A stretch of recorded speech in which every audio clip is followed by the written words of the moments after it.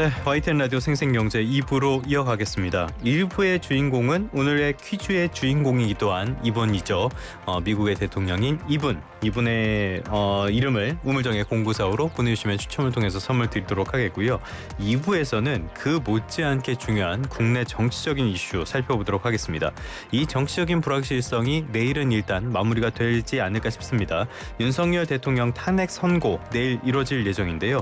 관련된 내용은 한국경제신문의 강영현 기자와 함께 짚어보겠습니다. 기자님 나와 계십니까? 네, 안녕하세요. 네, 안녕하세요.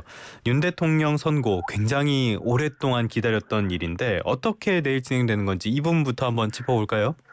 네, 일단 헌법재판소가 오는 4일 내일이죠. 오전 11시에 윤석열 대통령 탄핵 심판 사건을 선고하겠다고 발표를 했습니다. 예. 지난해 12월 14일에 국회가 탄핵소추안을 의결한 지 111일 만에 이제 탄핵 사건의 결론이 나오는 건데요. 그동안 저희가 두 번의 탄핵 사건을 경험을 했었는데 노무현 대통령 그리고 박근혜 대통령 때는 각각 63일, 91일이 걸렸었거든요. 예. 그래서 그보다 더 많은 시간 동안 헌재가 고심을 거듭한 만큼 탄핵 찬성 그리고 반대쪽 모두가 승복할 수 있도록 흠결을 최소화한 결정문을 내놓아야 한다라는 요구가 나오고 있습니다. 예. 전직 대통령 사건 결론이 이제 마지막 변론일로부터 보통 2주쯤 지난 시점에 나왔었거든요. 예. 그렇기 때문에 윤 대통령 사건도 3월 중순께 결정이 날 것이란 예측이 맞아요. 지배적이었는데 이런 관측과는 달리 헌재가 한덕수 국무총리 그리고 최재 감사원장 그리고 이창수 서울중앙지방검찰청장을 포함한 검사 3인 이렇게 윤 대통령을 제외한 주요 공직자 탄핵 사건을 먼저 처리를 했습니다. 네네. 그래서 윤 대통령 사건을 최우선 심리하겠다라는 헌재의 공언이 무색해졌다는 평가도 나왔었는데 그렇게 해서 이제 3월 중에 선고기일이 지정되지 않으니까 문영배 헌재소장 권한대행 그리고 이미선 재판관 퇴임일이 4월 18일인데 이때까지 선고가 이루어지지 않는 것 아니냐라는 가능성까지 제기가 됐었습니다. 어쨌든 선고가 나오게 됐고요. 변론 종결일로부터 2주 후 선고 관행은 깨졌지만 금요일 그리고 선고 2, 3일 전에 통지 법칙은 유지가 되었습니다.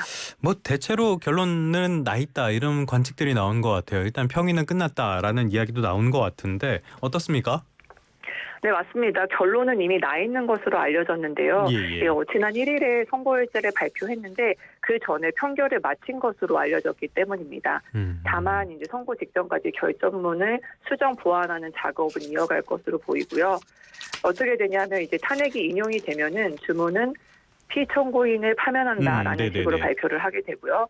기각이나 각하일 때는 이 사건 침판 청구를 기각 각하한다라고 짧게 언급될 전망입니다. 헌재는 지난 1월 14일부터 2월 25일까지 11차례에 걸쳐서 공개 변론을 열었는데요. 그래서 한덕수 국무총리를 비롯해서 김용현 전 국방부 장관 등 증인 16명을 신문을 했습니다. 그래서 헌재가 정리한 것은 이제 국회가 제출한 탄핵소추 사유 중에서 사유를 비상계엄 선포의 정당성 여부, 계엄 포고령의 위헌성, 국회 활동 방해 여부, 그리고 영장 없는 선거관리위원회 압수수색, 주요 인사 체포 지시 여부 이렇게 5가지로 사유를 정리를 했는데요. 윤 대통령 같은 경우에는 최종 의견 진술에서 계엄 형식을 빌린 대국민 호소다. 거대 야당의 반국가적 패악을 알리기 위한 것이었다라고 하면서 이 탄핵소추 사유를 전면 부인했습니다.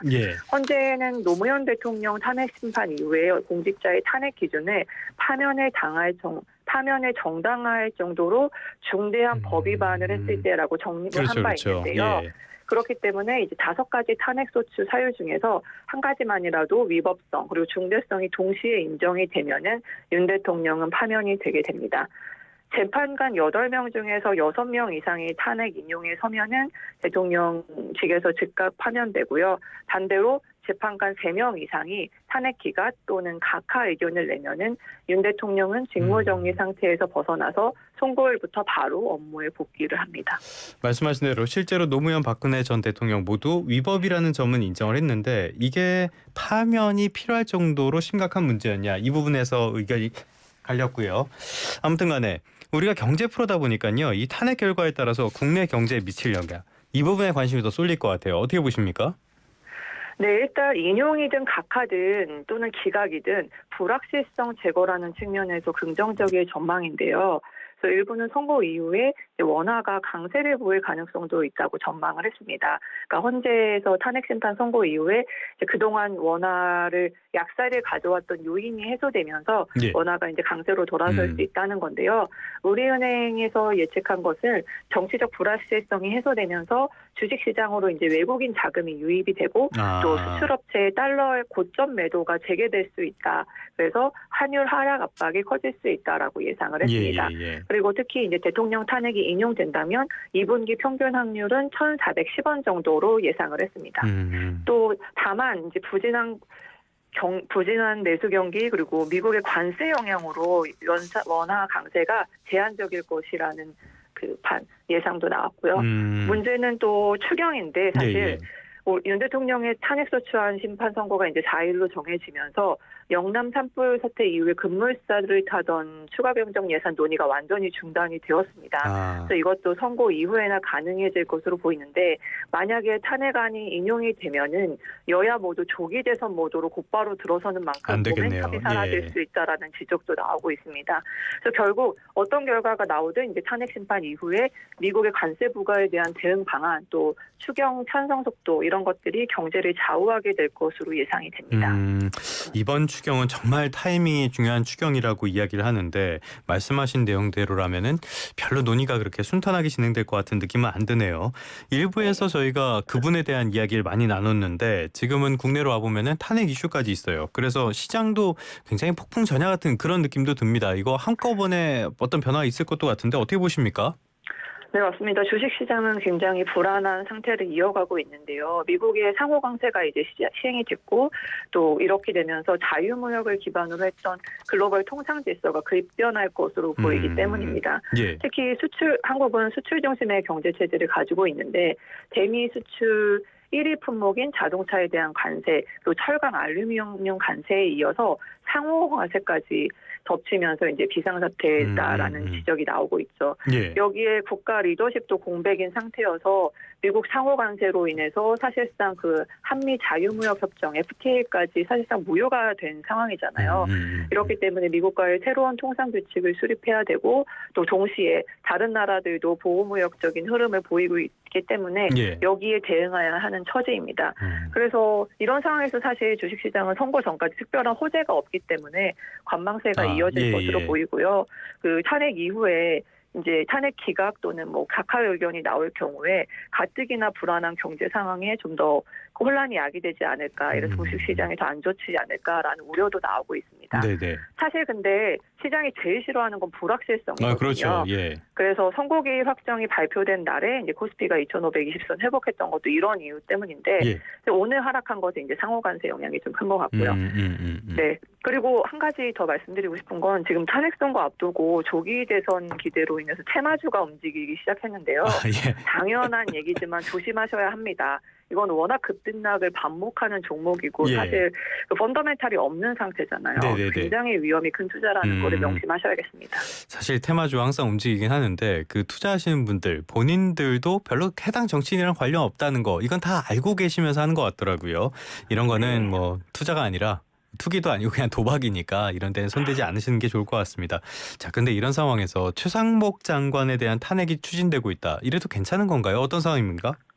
네, 어제죠. 이제 더불어민주당 등 야 5당이 발의한 최상목 부총리 겸 기획재정부 장관 탄핵소추안이 국회 본회의에 보고가 됐는데요. 일단 민주당 등 야당 의원 188명이 지난달 21일에 최 부총리 탄핵안을 발의를 한 바 있습니다. 그래서 헌법재판소가 마은혁 헌법재판관 후보자를 임명하지 않는 것이 국회 권한을 침해한 위법행위라는 결정을 내렸음에도 이제 당시에 권한대행으로 일을 하던 최 부총리가 마우트 후보자를 임명하지 않았다는 이유였는데요. 또 여기에다가 123 비상계엄 내란 공범 혐의 또 내란 상설특검 후보자 임명 지원 등도 탄핵 사유에 포함을 시켰습니다.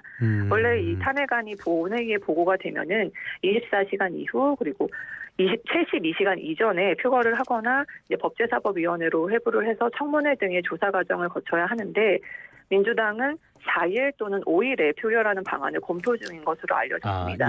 원래는 오늘 3일에 본회의에서 곧바로 표결에 붙이는 방안도 고민을 했는데 아무래도 윤 대통령 탄핵 선고일이 4일로 확정됐기 때문에 이 결과를 좀 지켜보자라는 입장으로 선회를 했고요. 알겠습니다. 말씀하신 것처럼 위헌행위를 한 부총리를 탄핵을 해야 한다라는 목소리가 있고 경제 상황 때문에 그건 좀 부적절하다라는 목소리도 있어서 많은 논의가 필요할 것 같긴 한데요. 자, 이복현 금감원장 사의를 표명했다가 반려됐다. 이 이야기를 어제 시끌시끌했어요. 어떤 이야기인지 좀 전해주시죠. 네, 이 원장이 직접 밝혔습니다. 한 방송에서 상법 배정안 거부권 행사와 관련해서 이제 금융위원장에게 연락을 드려서 입장을 표명했다라고 말을 한 건데요. 이제 그랬더니 뭐 경제부총리, 한은부총재 등도 다 연락을 주셔서 말려서 지금 반려된 상황이다라고 했습니다. 네, 사실은 이복현 원장은 주주가치 제고 관련된 논의를 원점으로 돌리는 형태의 의사결정은 도저히 수용할 수 없다라고 하면서 만약에 이 상법 개정안을 대통령 권한대행이 제2 요구권을 행사할 경우에 직을 걸고서라도 반대한다라는 입장을 공개적으로 밝혔었는데요. 그렇기 때문에 이번에 사의를 표명했던 거지요. 근데 이제 그리고 이번에 거부권 행사에 대해서도 이제 총리께서 헌법적인 합법 권한을 행사한 거기 때문에 뭐 존중하긴 한다라고 하지만 자본시장법 개정을 추진해야 된다는 원칙에 동의를 한다고 하면서 상법 개정의 중요성을 다시 한번 강조를 했고요. 그러면서도 다만 지금 경제 상황이 워낙 좋지 않고 뭐 상호간세라든지 이런 이슈 때문에 지금은 조금 지켜보고 있는 상황이다라고 했습니다. 네. 다만 금감원 안팎에서도 비판의 목소리는 나오고 있는데요. 사실 이게 상법 소관부처의 장도 아닌데 이게 정부 여당의 방침과 다른 뜻을 공개적으로 언급한 것이 바람직하냐라는 지적이 좀 나오고 있습니다. 알겠습니다. 심지어 이 거취에 대한 이야기를 방송에서 한 게 적절했냐 이런 부분에 있어서도 지적이 있는 것 같습니다. 어쨌든 내일 정치적인 불확실성이 해소될 수 있을지 이런 부분들에 관심을 많이 쏠릴 것 같아요. 앞으로도 많은 소식 전해주길 바라겠습니다. 지금까지 한국경제신문 강경현 기자와 함께 윤석열 대통령 탄핵 심판 선고에 대한 이야기 나눠봤습니다. 오늘 말씀 고맙습니다. 감사합니다.